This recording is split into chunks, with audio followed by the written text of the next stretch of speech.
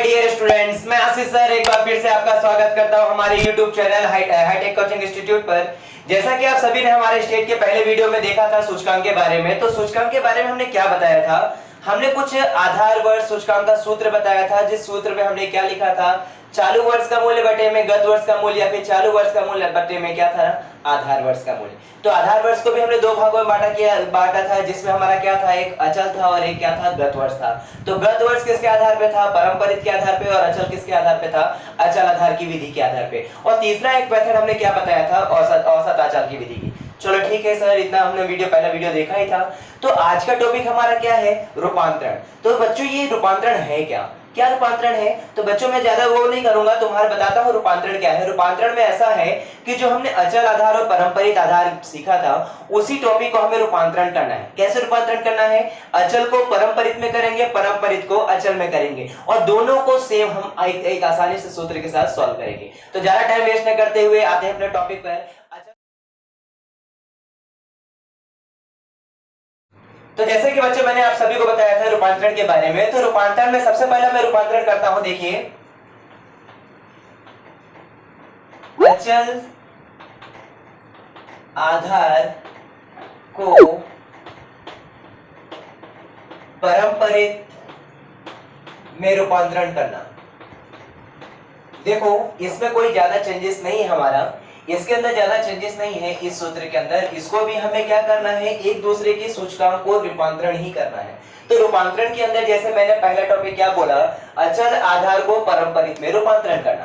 अचल आधार को पारंपरिक में रूपांतरण करना मतलब अब तुम्हारा सूचकांक में अचल आधार दे दिया गया है, उसको पारंपरिक में बदल देना है। तो पारंपरिक में बदलते समय हमेशा याद रखना, पारंपरिक वाला सूत्र जो है उसी सूत्र पे ध्यान रखना है। बस उसको जो मूल्य लिखे थे, मूल्य की जगह क्या लिख देना है? अचल आधार का सूचकांक। तो क्या था सर पारंपरिक का? तो पारंपरिक के सूत्र के आधार पे हमारा क्या था? देखो मैं बता रहा हूं, चालू वर्ष का मूल्य था। मूल्य था, लेकिन हमें मूल्य की जगह, इसकी जगह हमें क्या लिख देना है? अचल निर्देशांक।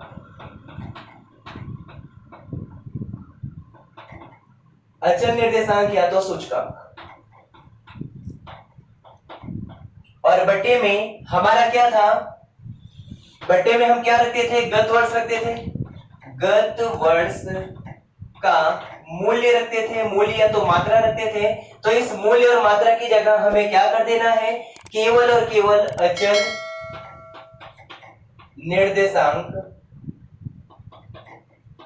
निर्देशांक या तो सूचकांक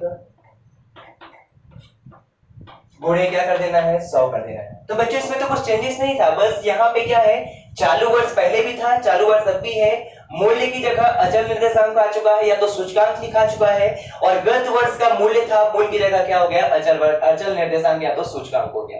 ठीक है सर, ये तो आपका समझ में आ गया। लेकिन इसके बाद जो सेकंड मेथड आपने बताया था कि अचल को पारंपरिक में किए, अब पारंपरिक को अचल करेंगे। कहने का मतलब यहां जहां हमने अचल आधार रखा है, उसकी जगह क्या कर देना है? पारंपरिक कर देना है। इजी है, आसानी से आ सकता है, आसानी से समझ सकते हो। देखो कैसे, मैं यहाँ पहले टॉपिक लिख दूं कि पारंपरिक आधार को अचल आधार में क्या करना है बच्चों? रूपांतरण करना है। तो रूपांतरण करेंगे। देखो यहां पर भी टॉपिक सेम तुम्हारा वही है, बस चेंजेस क्या है वो हमें देखना है। यहाँ पे अचल को पारंपरिक में किया था, तो हमारा अचल पारंपरिक वाला ये सूत्र लगा। तो सर क्या ये पारंपरिक को अचल करेंगे तो इसमें भी वो सूत्र लगेगा? नहीं, इसमें वो सूत्र नहीं लगेगा। इसमें थोड़ा सा डिफरेंस है। वो डिफरेंस क्या है वो मैं अभी आप लोग को क्लियर कर देता हूँ। देखो जैसे कि मैंने कहा कि पारंपरिक को अचल में रूपांतरित करना है, तो उसके लिए हमें क्या करना पड़ेगा? यहां लिखेंगे हम चालू वर्ष का पारंपरिक सूचकांक गुणे गत वर्ष का अचल निर्देशांक या तो सूचकांक। ठीक है, और बट्टे में क्या आ जाएगा? 100। बट्टे में क्या आ जाएगा? 100। सर ये तो थोड़ा सा अलग लग रहा है। हाँ बच्चों, ये थोड़ा सा अलग है, लेकिन आसानी से समझा जा सके ऐसा है। जैसे कि मैंने कहा परंपरित को अचल में रूपांतरित करने के लिए, तो हमारे सामने सूत्र आ गया चालू वर्ष का परंपरित निर्देशांक गुणे, यहाँ पर गुणा है, और गत वर्ष का अचल निर्देशांक। सवाल समझोगे तो अच्छे से क्लियर होगा। देखो आगे हम सवाल इसके बारे में हम बताते हैं, ठीक है। जैसा कि हमारा टॉपिक था रूपांतरण में, तो रूपांतरण के चलते हमारे क्वेश्चन बोर्ड पे रखा गया है, जिसका जब क्या लिखा देखते हैं। वर्ष 2007-8 के आधार पर द्वारा, वर्ष 2007-8 के आधार द्वारा चीज वस्तुओं के थोक मूल्य का सूचकांक निम्नानुसार है। मतलब ये तो हमें क्लियर हो गया कि आधार वर्ष मतलब क्या है, 2007-8 है। 2007-8 क्या है, आधार वर्ष है। तो उस आधार वर्ष मतलब क्या है, अचल आधार है, ठीक है। आगे क्या बोला कि इन सूचकांकों को परंपरित में रूपांतरित करना है। मतलब क्या हुआ, परंपरित में रूपांतरित करना है, मतलब हमारा ये है कि जो दिया गया सूचकांक है वो क्या है, अचल आधार है। तो ये हमारा जो कॉलम है वर्ष का, और वर्ष के बाजू में लिखा गया वस्तु के थोक मूल्य का सूचकांक, ठीक है। थोक मूल्य का सूचकांक मतलब ये अचल का है। अचल का सूचकांक आपके सामने रख दिया गया है, उसको रूपांतरित करना है किसमें, परंपरित में। तो वही मैंने लिखा यहाँ पे अचल का परंपरित में रूपांतरण, ठीक है। तो यहाँ पर देखो, जैसे कि यहाँ पे जो सूचकांक लिखा गया है वो 126 है 2008 और 9 के वर्ष में 2009-10 में 130.8 है। इसको हमें रूपांतरण करना है किसमें, परंपरित में। तो कैसे करेंगे, जैसे मैंने सूत्र बताया था। तो जैसे मैंने सूत्र बताया था क्या था, अचल आधार का परंपरित में करने के लिए चालू वर्ष का अचल सूचकांक, अचल सूचकांक, और बटे में गत वर्ष का क्या लिखा था, अचल सूचकांक, ठीक है। और गुणे क्या था, 100 था। तो इसी के आधार पे हम लिखते हैं, जैसे हमारा बोला गया चालू वर्ष का अचल सूचकांक, तो चालू वर्ष का अचल सूचकांक कितना है, 126। तो यहां मैंने लिखा 126, और बटे में हमारा है गत वर्ष का सूचकांक, गत वर्ष का अचल सूचकांक। तो गत वर्ष का इसके गत वर्ष तुम्हें दिया गया है, नहीं दिया गया है। तो हमेशा याद रखना बच्चों, अचल वर्ष का मतलब गत वर्ष का जो भी होगा, जब तुम्हें नहीं दिया रहेगा तो उसकी कीमत हमेशा क्या मानी जाती है, 100 मानी जाती है। तो याद रखना हम कितना रखेंगे, गत वर्ष का। इसके ऊपर कोई गत वर्ष नहीं था, इसलिए हमने इस पे क्या रख दिया, 100 रख दिया, और गुणे 100 का है तो 100 कर दिया। पहले मैं सारा मुद्दा लिख लेता हूं, उसके बाद आप लोग को समझाता हूं। तो देखो, पहले वर्ष में चालू वर्ष ये था, इसका गत वर्ष कुछ नहीं था, मतलब क्या था, 100 लिख दिया। फिर उसके बाद दूसरा में चालू वर्ष क्या है, 130 है, तो 130.8 रखा, और बटे में कितना लिख दिया, इसका गत वर्ष कितना आ गया, 126। तो 126 गुणे कितना आ गया, 100। यहां तक भी हो गया। इसके बाद आगे कितना लिखा गया है, 143। तो 143.3, और बटे में इसका गत वर्ष क्या है, इसके ठीक ऊपर वाला, जैसे हम परंपरित में करते थे सेम वैसा ही है। तो यहाँ पे हम करेंगे 130 दशमलव कितना आ गया, 8 आ गया, और गुणे कितना आ गया, 100। यहां तक भी हो गया सर। अब हमारा चालू वर्ष कितना हो गया, 156, 156.1 है, और बट्टे में कितना रखेंगे, इसके ठीक ऊपर वाला, तो कितना आ गया, 143.3 इंटू क्या करेंगे, 100। इसके बाद वाला कितना है, 167.6 है, और अपॉन में कितना करेंगे, 156.1 इंटू 100, ठीक है। इसके आगे क्या लिखा गया है, 177 लिखा गया है। तो 177.6 है, और गत वर्ष इसका क्या हो जाएगा, इसके ठीक ऊपर वाला 167.6, गुणे कितना करना है, 100। फिर इसके बाद नीचे कितना लिखा गया है, 181.2 है, और इसका गत वर्ष कितना है आपके सामने, 177.2, गुणे कितना आ गया, 100। चलो यहां तक भी क्लियर हो गया। और लास्ट में हमारे पास कितना है, 177.2 बटे में हमारा क्या आएगा, इसके ऊपर वाला 181.2 गुणे 100, ठीक है। यहां तक तो सर क्लियर हो गया हमारा, यहां तक तो हमारा क्लियर हो गया सर। इसके आगे हमें क्या करना है, इसके आगे हमें कैसे चलानी है। तो कैसे में जैसे मैंने बताया था कि उसमें हमें कुछ सामान्य सूचकांक निकालना पड़ता था, तो हमें एसी के उपयोग नहीं करना था। लेकिन इसमें सामान्य सूचकांक के बारे में ऐसी कोई सूचना नहीं दी जाएगी, क्योंकि ये रूपांतरण है।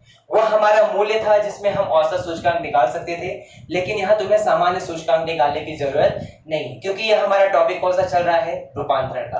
तो रूपांतरण में केवल 2 ही टॉपिक था, अचल को परंपरित करने में और परंपरित को अचल करने में। तो देखो इसके आगे हमें सॉल्यूशन में क्या करना है, आपके सामने सब कुछ रख दिया गया है, खाली आपको क्या करना है, कैलसी दबाना। अब कैलसी भी दबाने का तरीका मैंने टाइम टाइम वेस्ट नहीं होना चाहिए, ऐसा मैंने बताया था कि यहाँ पे हर एक जगह गुणे सौ है, गुणे सौ है, तो गुणे सौ तुम्हें करने की जरूरत नहीं पड़ेगी अगर मैं जो तरीका बताऊंगा उसे करोगे तो जैसे आपके सामने लिखा गया है 126 बटे में कितना लिखा गया है 100 गुणे 100 करके लिखा गया है ना। तो बच्चों तो देखो सबसे पहले मैं क्या करूंगा, कैलसी हाथ में पकड़ लीजिए और कैलसी को ध्यान से चलाइए। जैसे लिखा गया है 126 बटे में 100 है, गुणे भी 100 है, तो गुणे 100 को भूल जाइए, खाली क्या कीजिए 126 बटे में 100 रखिए, परसेंटेज दबाइए। तो 126 बटे में 100 रखा और परसेंटेज दबाया तो मेरा आ गया 126 ही आ गया। सर यहां तक तो ठीक है। इसके सेकंड नंबर पे क्या है 130.8 है, बटे में कितना है 126 है, इसको मैंने 130.8 बटे में 126 लिखा और परसेंटेज दबाया तो कितना आ गया बच्चों, आपके सामने आ गया 103.8 है। यहां हमने लिख दिया कितना 103.8 है। सर यहां तक भी हो गया। इसके बाद सबके सब में वही सेम प्रोसेस करना है, सब में वही प्रोसेस करना है। अब हमें क्या करना है 143.33 बटे में 130.8 और क्या दबाना है परसेंटेज दबाना है। तो परसेंटेज हमने दबाया तो कितना आ गया 109 कितना आया 56। आप लोग का भी आ ही रहा होगा 109.56, ठीक है, यहां तक भी हो गया। इसके बाद क्या लिखा गया है 156.1 बटे में 143.3 गुणे 100 करना है नहीं, हमें क्या करना है टाइम वेस्ट नहीं करना है, हमें क्या दबाना है परसेंटेज दबाना है। तो हम परसेंटेज दबाएंगे 156.1 बटे में 143.3, परसेंटेज दबाया तो हमारे पास कितना आ गया 108.93। आपके सामने भी आ रहा है, आपके भी कैलसी में आ रहा है 108.93। सर यहां तक भी हो गया। इसके बाद वाले में कितना लिखा गया है 167.6 बटे में 156 गुणे 100 है, तो हमें क्या करना है 167.6 बटे में 156 लिखूंगा और परसेंटेज दबाऊंगा तो कितना आ गया 107.37। सर यहां पर भी क्लियर हो गया। उसके नीचे वाला भी फटाफट सर बता दीजिए ना। तो सर चलो फटाफट करते हैं 177.6 बटे में क्या है 167.6, परसेंटेज दबाया तो हमारे पास कितना आ गया 105.97। तो यहां हमने लिखा 105.97। चलो ठीक है। चलो देखो आप लोग सोच रहे होंगे कि सर कोई आंसर याद है, आंसर नहीं याद है बच्चों, हम भी कैसे चला रहे हैं, हमारे पास भी हमारा भी माइंड इतना डेवलप नहीं है कि हाँ देख के आंसर बता दें, हम भी कैसे चला रहे हैं, हमारे सामने भी कैसे हम भी यूज कर रहे हैं, ठीक है। तो अब आगे देखो कितना लिखा गया है 181.2 बटे में 177.2 है और मैंने परसेंटेज दबाया तो कितना आ गया 102.03 और इसके बाद लिखा गया है 177.2 भागे कितना है 181.8 है और परसेंटेज मैंने दबाया तो कितना आ गया 97.79। तो ठीक है बच्चों, ये भी कितना आसान था, जिसको हमने किसमें कर दिया अचल आधार को परंपरित में कर दिया, अचल आधार को किसमें कर दिया परंपरित कर दिया। सोचो इतना आसान था, 3 नंबर के लिए क्वेश्चन आता है बोर्ड में, आसानी से तुम कर सकते हो। इसके बाद अभी मैं आपको बताने जा रहा हूं, जैसे टॉपिक हमारा क्या था अचल को किसमें परंपरित, किसमें चेंजेस करना परंपरित में चेंजेस करना। और अब मैं आपको एक सवाल बताने जाऊंगा जो किसका रहेगा परंपरित को अचल आधार के समीकरण में रूपांतरित करना। चलो देखते हैं एक क्वेश्चन और देख लेते हैं जो हम क्या करेंगे परंपरित को अचल में रूपांतरित करेंगे। मैंने आप सभी को इसके पहले कौन सी रीति बताया था रूपांतरण करने की अचल को परंपरित करने में, ठीक है, वो रूपांतरण बताया था। और अब आपके सामने मैं लेके आ रहा हूं कौन सा परंपरित को अचल में रूपांतरण। आपके सामने सवाल रखा गया है, देखते हैं सवाल में क्या है।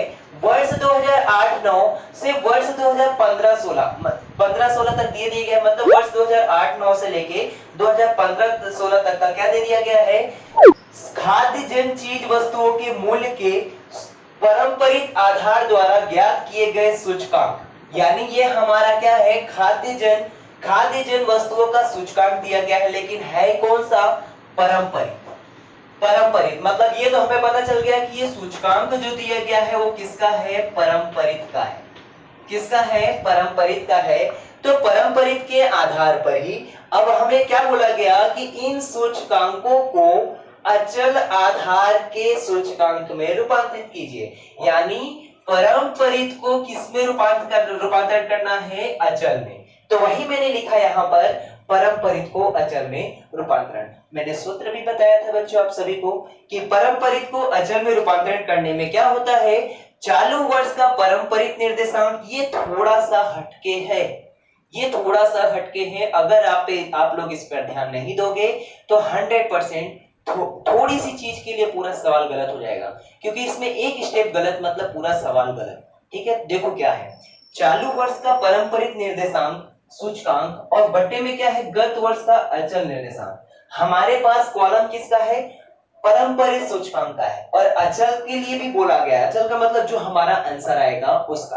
तो देखो बच्चों कैसे करते हैं ऐसे सवालों को जो हमें पारंपरिक का अचल में रूपांतरित करना है। तो देखो सबसे पहले सूत्र के अनुसार आता हूं, चालू वर्ष का पारंपरिक निर्देशांक। तो चालू वर्ष का पारंपरिक कितना है, 134, 134.8 गुणे, अब यहां पर क्या बोला गया है, गत वर्ष का अचल निर्देशांक। मैंने आप सभी को एक बार और बताया था इसके पहले वाले सवाल में कि गत वर्ष का अचल निर्देशांक जिसका नहीं दिया जाता बच्चों, तो उसमें क्या लिया जाता है, 100 लिया जाता है। मतलब मुझे गुणे क्या करना है, 100 करना है। और बट्टे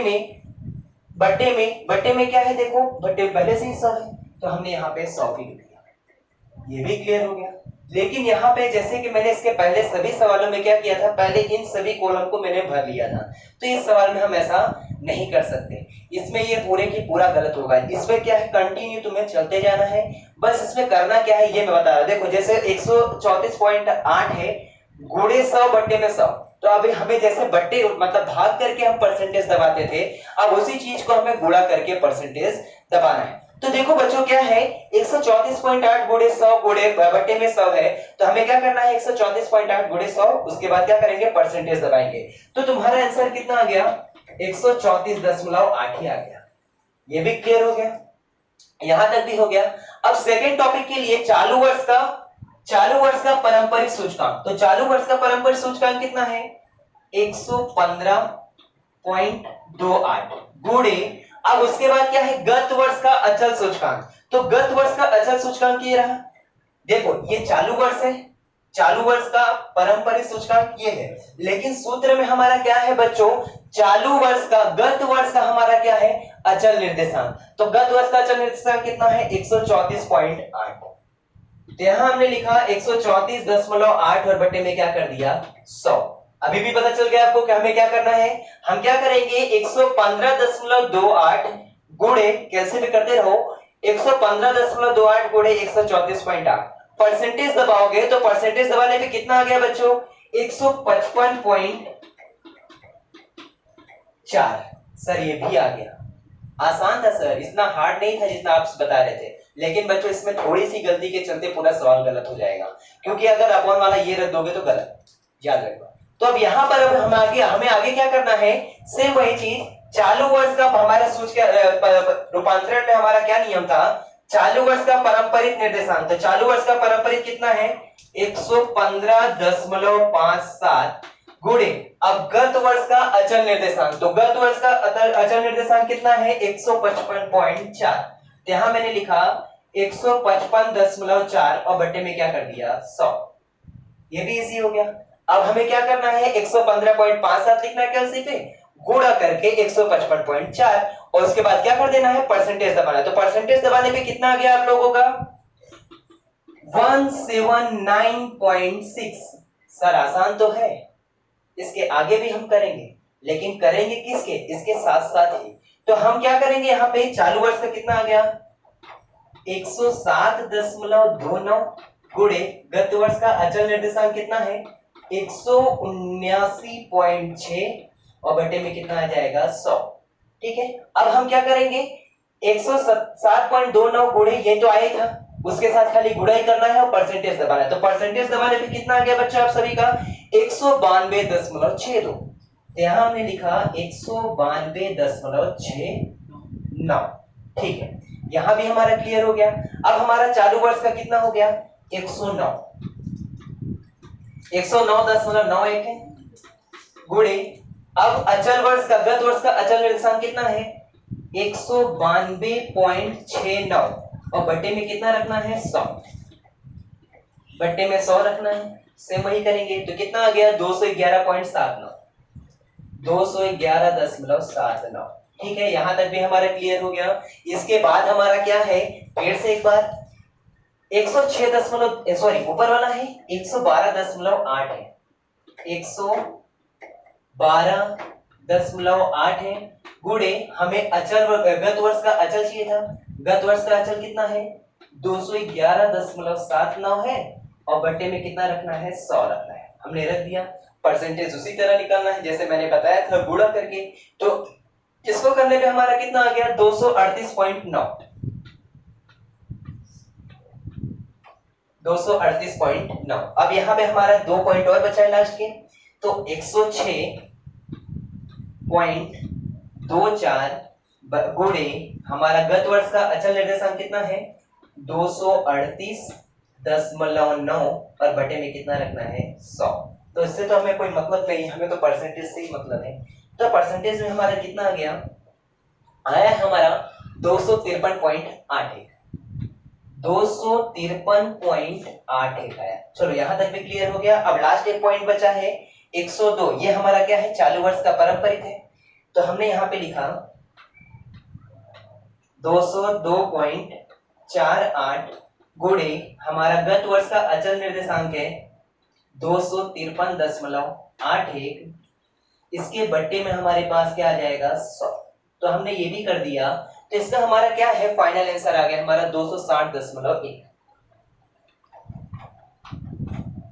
260.1। एक बार मैं फिर से आपका ये रिपीट कर देता हूं। जैसे कि हमारा रूपांतरण का टॉपिक चल रहा था, रूपांतरण के टॉपिक में पहले सवाल मैंने किसमें बता दिया? अचल को परंपरित करने में। और अब दूसरा सवाल हम आपके सामने लेके आए हैं किसका? परंपरित का अचल में। तो परंपरित की अचल करते समय हमें थोड़ा सा गड़बड़ी हो जाती है। ऊपर नीचे अगर क्वेश्चन में कर दिए तो तुम्हारा सवाल पूरा का पूरा गलत हो जाएगा। इसलिए मैं टॉपिक को वापस एक बार समझा देता हूं। आपके सामने यहाँ पे लिखा गया था कि खुद खाद्यजन्य वस्तुओं का मूल्य का सूचकांक दिया गया था जो पारंपरिक में है, उसको रूपांतरित करना था अचल में। तो हमने उसको अचल में रूपांतरित करने के लिए सूत्र बताया गया था। कौन सा? पारंपरिक को अचल में रूपांतरित करने का सूत्र था चालू वर्ष का पारंपरिक मूल्य नहीं सूचकांक गुणे गत वर्ष का अचल सूचकांक। तो यहाँ पारंपरिक है और गुणे में क्या है? अचल सूचकांक है। मतलब दोनों टॉपिक क्या हो गया? अलग अलग हो गया। तो चालू वर्ष का हमारा सब यहाँ पे दिया गया है और गत वर्ष का अचल सूचकांक जो हमारा आंसर आएगा उसके आधार पर रखेंगे। तो पहला हमारा यही टॉपिक था। तो 134 हमारा चालू वर्ष का सूचकांक है और गत वर्ष का क्या आ जाएगा? 100 और बटे में क्या हो गया? 100। तो हमारा कितना आ गया? 134.8 आ गया।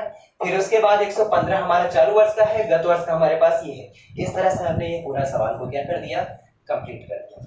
तो अगर आपको हमारा ये वीडियो सूचकांक का रूपांतरण वाला और इसके पहले टॉपिक वाला वीडियो अगर पसंद आया हो तो इसको क्या कीजिए? ज्यादा से ज्यादा लाइक कीजिए। कमेंट बॉक्स में आपको कोई भी सूचकांक से संबंधित कोई रिलेटेड क्वेश्चन करना है या आगे की वीडियो के बारे में जानना है तो उस पर कमेंट कीजिए और ज्यादा से ज्यादा इसको शेयर कीजिए ताकि आपके जैसा सभी बच्चे भी क्या कर रहे हैं? हमारे सूचकांक का ये चैप्टर सीख पाए।